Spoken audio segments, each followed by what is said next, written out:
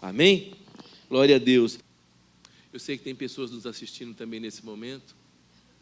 Tenho certeza que elas serão tocadas de maneira sobrenatural. Sei que haverá outras que ouvirão também essa mensagem. Também haverá uma porção para elas. Sei também que haverá uma porção para a gente de ousadia, para mim e para você. Deus vai nos dar muita ousadia. Porque os milagres acontecem quando tem ousadia. Amém? Glória a Deus. Amém.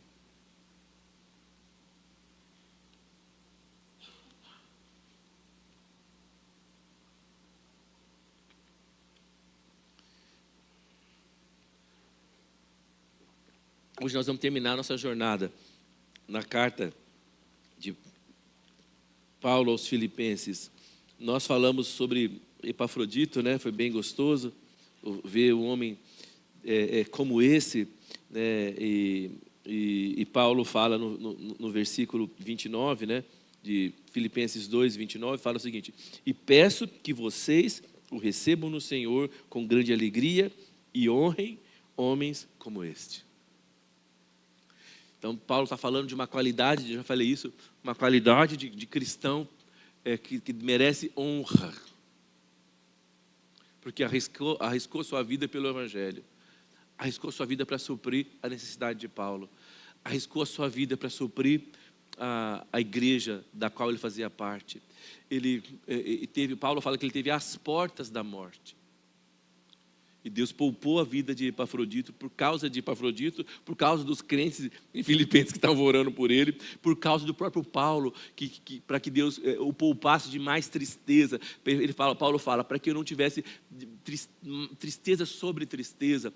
Paulo estava preso, então ele estava vivendo isso. Então Epafrodito foi esse homem, fala, quase morreu por amor à causa de Cristo. Então talvez ele se desgastou tanto, a gente não sabe o que aconteceu, não sabe se ele foi atacado durante a viagem, que estava levando dinheiro para Paulo, não sabe se ele ficou doente por causa da exaustão de viajar, não sabe, sabe que ele tinha muita preocupação pela igreja, então a preocupação por ter consumido o próprio Epafrodito, mas ele venceu, a igreja estava temerosa. Então eu fico feliz de estar rodeado aqui nessa igreja de homens como esse, de mulheres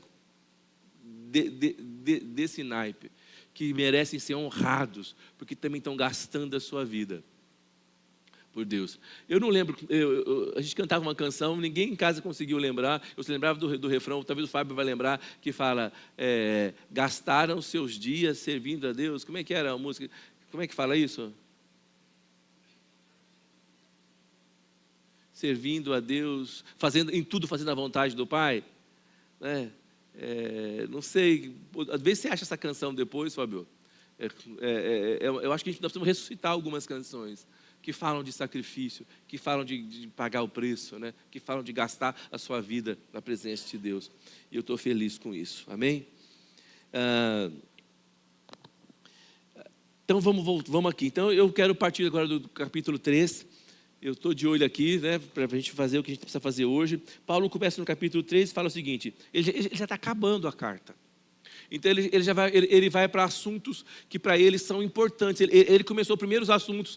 Quando você começa uma carta, você começa com, eu já falei, com aquelas amenidades, né? Espero que essas mal traçadas linhas te encontrem, né?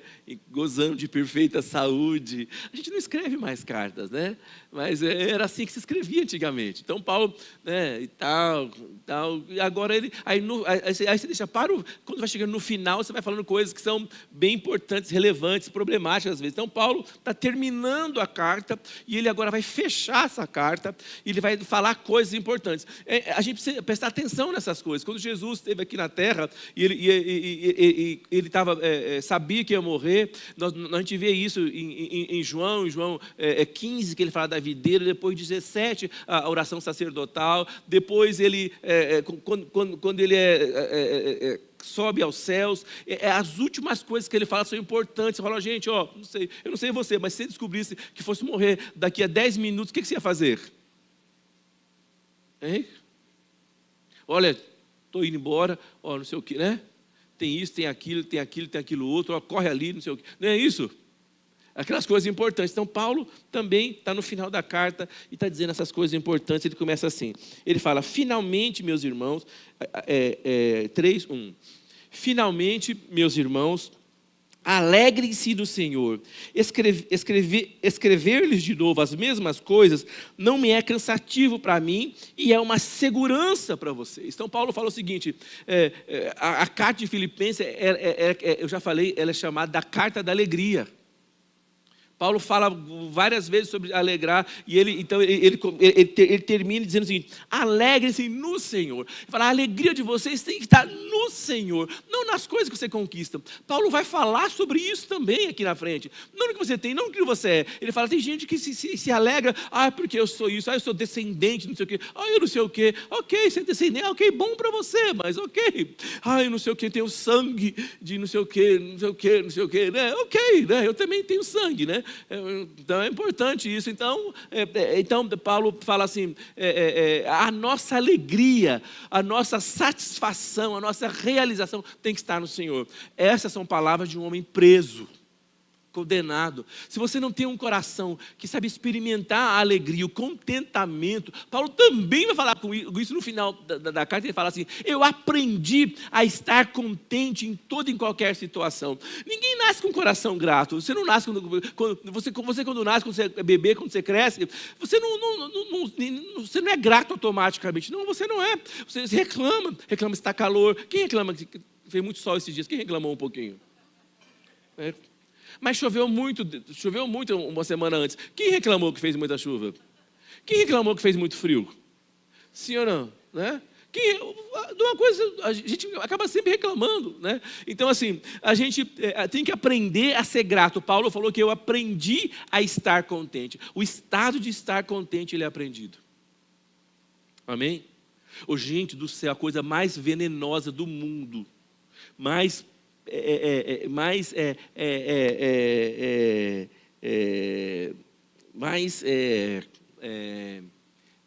nefasta, mais doentia é a reclamação.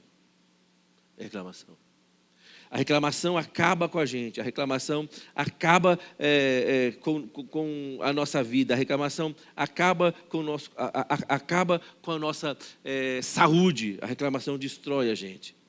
Nós precisamos aprender a ter um coração grato. Amém? Põe para mim Provérbios 14:30 na NVT. Quem vai ler Provérbios conosco esse ano que vem? Não é gostoso isso? Né? 3 capítulos por dia. Você vai ter tempo de ler o Velho Testamento inteiro também. Mas abrace esse desafio conosco. Né? Provérbios 14:30. Olha lá, vamos ler juntos? O contentamento dá. E a inveja? Sangue de Jesus tem poder. Quem gosta de câncer aqui? Eu não como nem caranguejo.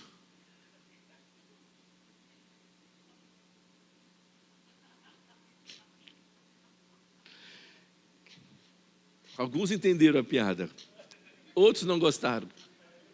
Os velhos entenderam. O contentamento dá saúde ao corpo. E a inveja é como câncer nos ossos. Quando você está descontente é porque você não tem o que você quer, ou você quer o que o outro tem. Sim ou não? Ou o que você tem não é suficiente para você.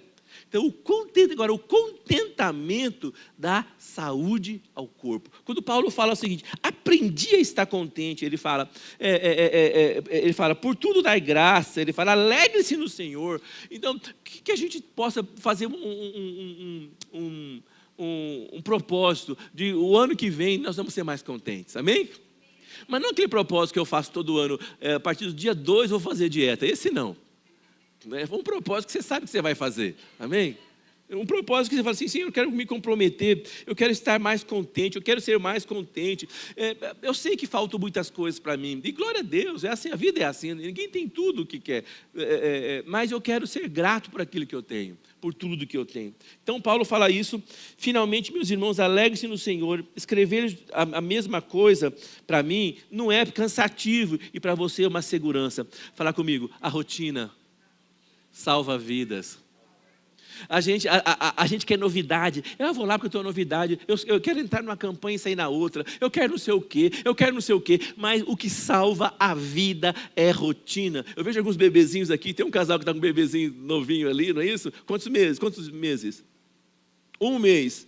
Então, provavelmente é a pessoa mais jovem aqui hoje, né? É a pessoa mais rica, que tem mais tempo que todo mundo. Né? Então, aí eu vejo o Josué fortinho crescendo, sim ou não? Né? Então, assim, o bebezinho está bem novinho, a mãe vai ditar a rotina dele, então ele vai crescer, é o mais novinho que tem aqui hoje. Mas você vê um menino que nem o Judá, por exemplo, ou que nem o Josué, acho que Deus quer falar com o Judá, deve ser, né?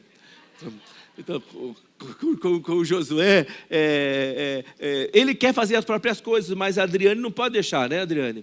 Tem que colocar ele numa rotina. Por quê? A rotina vai trazer saúde para ele, vai trazer força. Então, eu não sei quantas vezes o Duda e a Adriane tem que repetir as coisas para ele.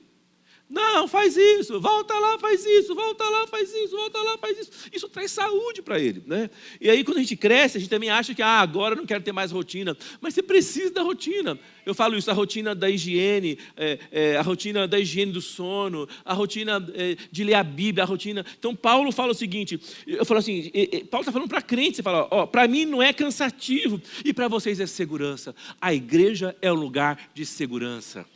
A igreja é um lugar onde nós estabelecemos uma rotina cristã. Se você quiser ser crente, tem que viver uma rotina cristã, de oração, de leitura de palavras, da palavra de Deus, né? de busca da presença de Deus. Nós precisamos ter essa experiência, nós precisamos avançar para esse caminho, né? Eu gosto do que aquele pregador Moody fala da palavra de Deus. Ele fala, a Bíblia, ou ela vai te afastar esse livro, ou ele vai te afastar do pecado, ou o pecado vai te afastar desse livro. Quanto mais longe desse livro, mais perto do pecado. Quanto mais perto desse livro, mais longe do pecado. Eu acho difícil você ler a Bíblia, está lendo a Bíblia, está orando, deixa eu terminar a minha leitura da Bíblia logo aqui, eu preciso cumprir minha tabela, e passando daqui, eu vou lá no bar, encher a cara de cachaça, deixa eu terminar logo isso aqui. Não vai fazer isso, vai ou não? Você vai quebrantar, sim ou não? Deus, a vontade de encher a cara de cachaça, mas liberta, Jeová. Você vai orar, eu estou dando um exemplo, estou exagerando, para ser pedagógico, mas são outras coisas. Deus vai mover com você com coisas. Você vai ler um negócio e fala, puxa, mas eu agi tão mal com a minha esposa. Que fala isso, eu preciso voltar lá. Eu preciso ajustar com ela. Ou você fala com as filhas, puxa, eu agi tão mal com a minha irmã. Falei tão errado com meu pai. Você vai voltar, a Bíblia vai te fazer, vai te afastar do mal, vai te afastar do pecado. Paulo fala de rotina, você precisa buscar a rotina, você precisa avançar, você precisa andar na palavra de Deus, nós precisamos disso. Então fala comigo, nós vamos manter uma vida de rotina. O culto de domingo é uma rotina, como é que é o seu domingo? Toda semana eu vou ao culto, no primeiro dia da semana, nas primeiras horas, isso é de Deus. Essa rotina vai salvar a sua família. Essa rotina vai salvar a sua casa. Eu vou à minha célula toda semana. E lá nós vamos conversar. Nós estamos falando isso hoje, os irmãos estão anotando. A célula vai comentar isso. Nós vamos trabalhar isso.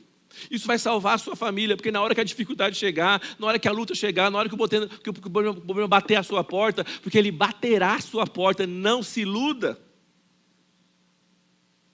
A chuva cai sobre a casa do justo e do injusto. O problema, fala para o seu irmão, o problema baterá a sua porta. Resta saber se a sua casa está edificada sobre a rocha. que é a palavra de Deus. Ai, que horror, eu fui na igreja para ver uma palavra positiva e o pastor falou que o problema vai chegar na minha casa. Eu sinto muito que eu estou falando a verdade com você. Mas é verdade, mas tem uma verdade que eu vou te falar, que é a palavra de Deus, que fala com você. Eis que estou convosco todos os dias, até a consumação dos séculos. Estou com vocês nos dias bons e nos dias maus.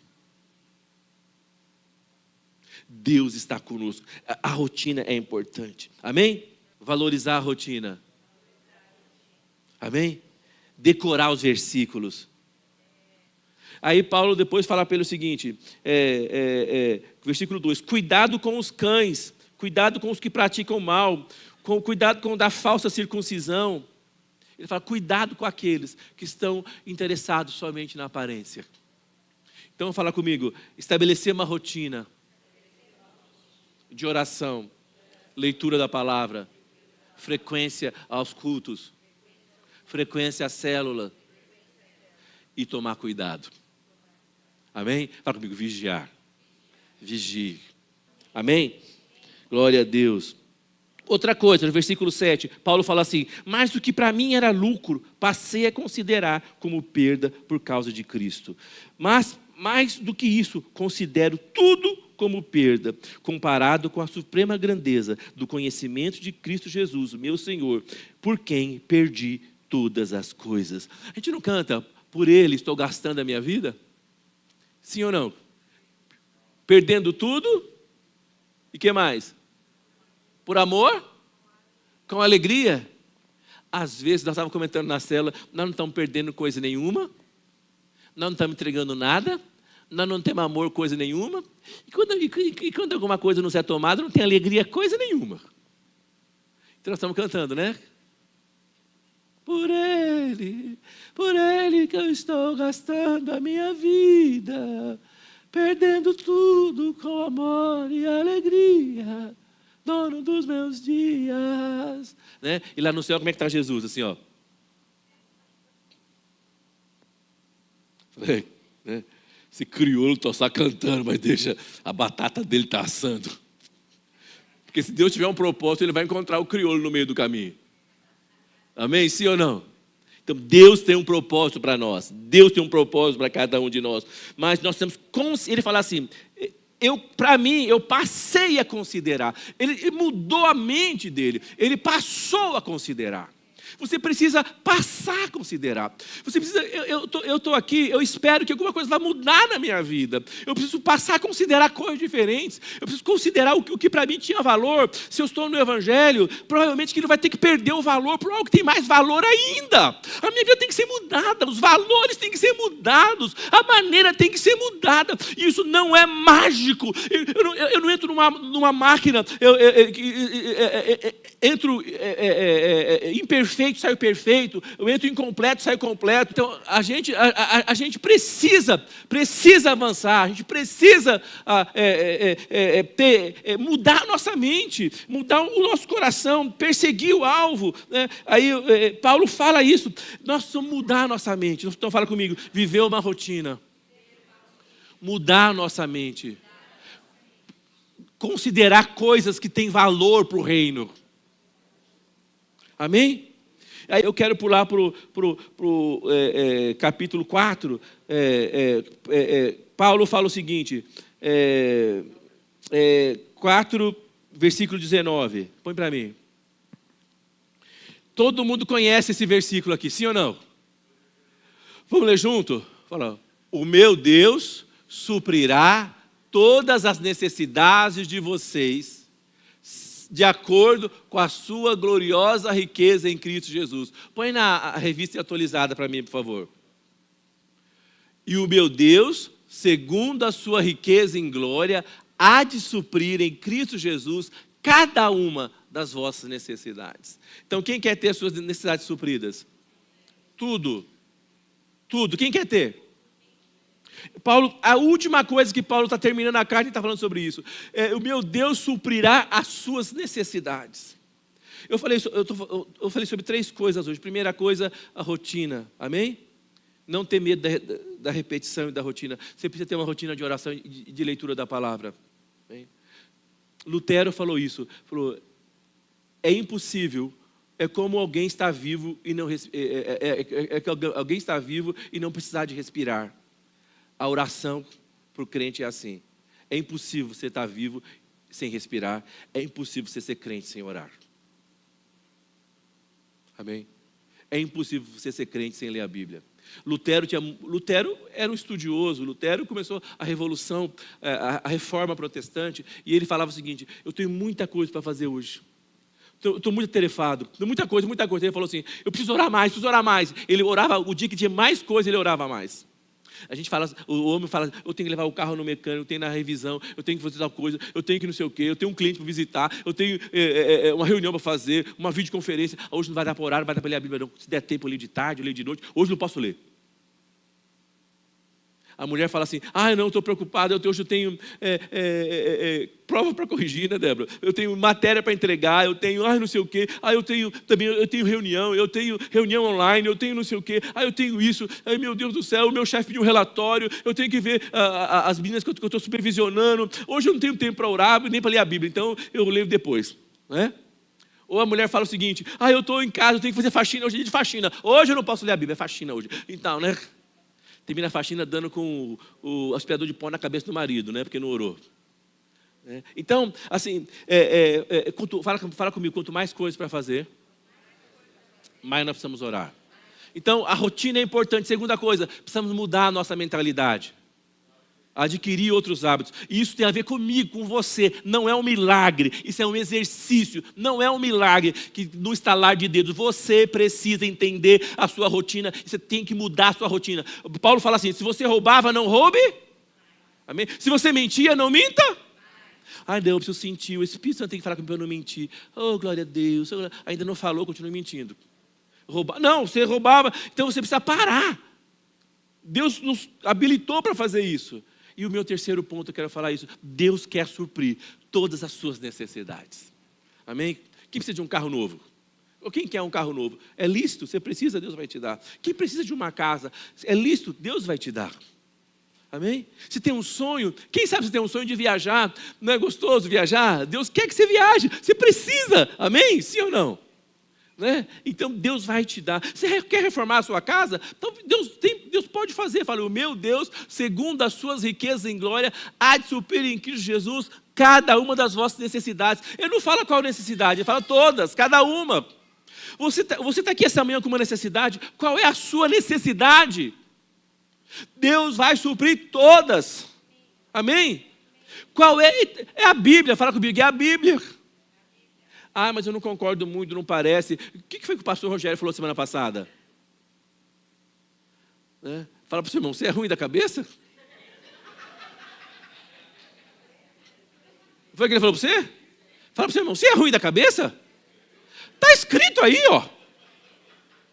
Todas as suas necessidades.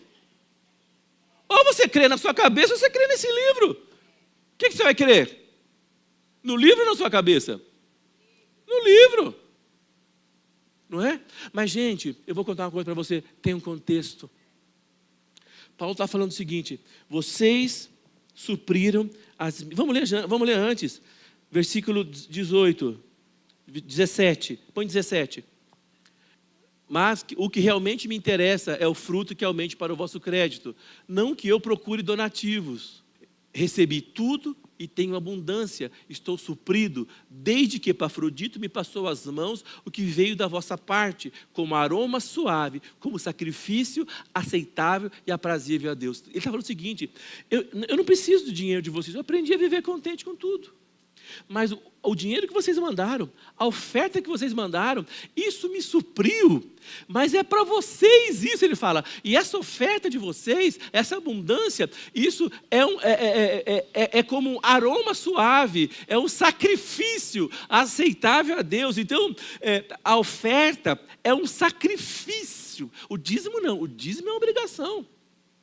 A oferta é um sacrifício agradável. Então ele fala assim, aquelas pessoas que fazem isso, agora vamos para o próximo versículo. E o meu Deus, segundo a sua riqueza em glória, há de suprir em Cristo Jesus cada uma das vossas necessidades. Esse versículo está conectado com o contexto. Fala comigo, a Bíblia Explica-se a si mesma. Primeira regra da hermenêutica, da interpretação bíblica. Você não pode tirar um texto fora do contexto. Toda a Bíblia está dentro de um contexto. Então, se você quer prosperar financeiramente, se você quer avançar financeiramente, você precisa honrar Deus com o seu dízimo e a sua oferta. Você vê que até os não crentes são honrados. Quando Jesus ele foi questionado sobre o dízimo, sobre o tributo, o que ele falou para Pedro? Joga o anzol, pega o peixe. Né? Tinha lá dentro a moeda na boca do peixe. Que coisa maravilhosa isso, né? E aí, o que ele falou? Dá a Deus o que é de Deus e a César o que é de César. Muitas vezes nós damos a César o que é de César, porque você é obrigado a fazer um imposto de renda, você dá o que é de César, mas você não dá o que é de Deus. O que é o dízimo? 10% do que você recebe. Se você quiser prosperar, você não pode quebrar uma lei que é divina. Quando Jó foi atacado pelo diabo, Deus falou para ele, eu quero atacar ele sim. O diabo falou para Deus, eu quero atacar Jó. E Deus falou para o diabo, ok, pode atacar. Ele falou, eu não posso. Por quê? Há uma cerca de proteção em volta dele. Olha que coisa maravilhosa. Jó seguiu os princípios. Há uma cerca de proteção em volta dele. Enquanto a cerca estiver lá, eu não posso ultrapassar. Aí Deus falou para ele assim, ok, vou remover as cercas. Tchum. Aí ele foi, roubou, atacou ele nos bens. Então o dízimo, as ofertas, bote o versículo por favor. Os dízimos, as ofertas, eles são uma cerca de proteção. Então o que é o dízimo? É 10% de tudo que você ganha. Se você quiser prosperar, realmente você tem que ser sério. Amém? E as ofertas são sacrifícios. São sacrifício que Deus colocou para você, para que Ele quer suprir as suas necessidades. Amém? Eu acho interessante a gente muitas vezes falar a Deus, eu não quero fazer isso. Mas o meu dízimo é tanto, mas é muito dinheiro. Mas Deus quer que o seu dízimo seja muito mais do que você está dando hoje. Quem queria dar um dízimo de 10 milhões? Quer dizer que você ganhou 100 milhões, sim ou não? Sim ou não?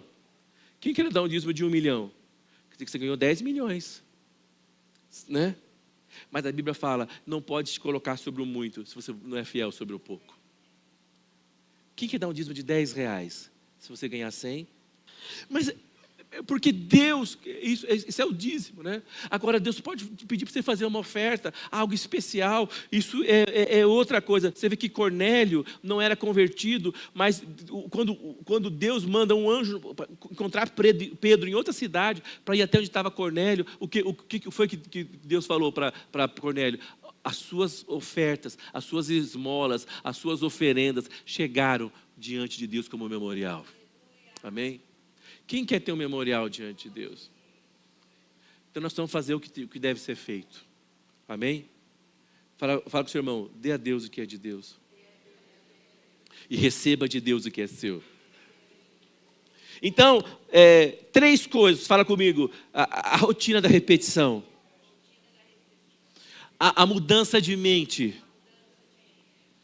A contribuição a Deus. São os nossos desafios. Paulo termina essa carta desse jeito. Então nós precisamos aprender. Não sou eu que estou falando para você, é a Bíblia que está falando para você. Amém? E eu não quero ser doido.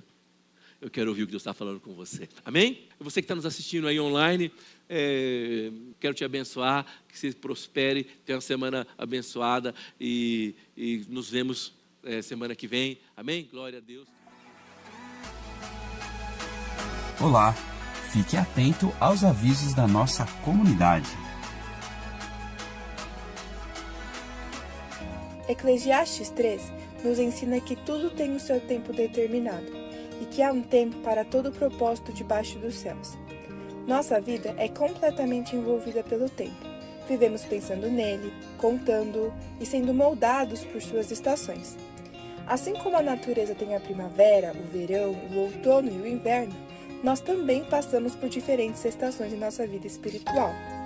Você já parou para refletir em qual estação está vivendo nesse momento? Mais importante do que saber qual é encará-la com sabedoria, fazer as escolhas certas, agir de forma coerente com aquilo que esperamos colher e aprender o que essa fase tem para nos ensinar. Dessa maneira, estaremos preparados para viver a próxima estação da forma mais plena e intensa possível, conforme aquilo em que acreditamos. Nos dias 12 e 13 de dezembro acontecerá o nosso encontro de mulheres e estações.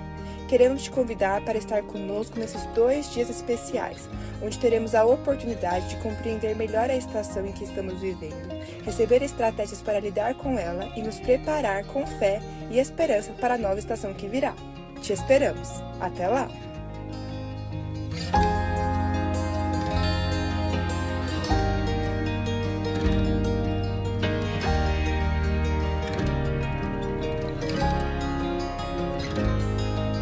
Fique atento às nossas mídias sociais para estar por dentro de toda a nossa programação. Inscreva-se, curta, comente e compartilhe!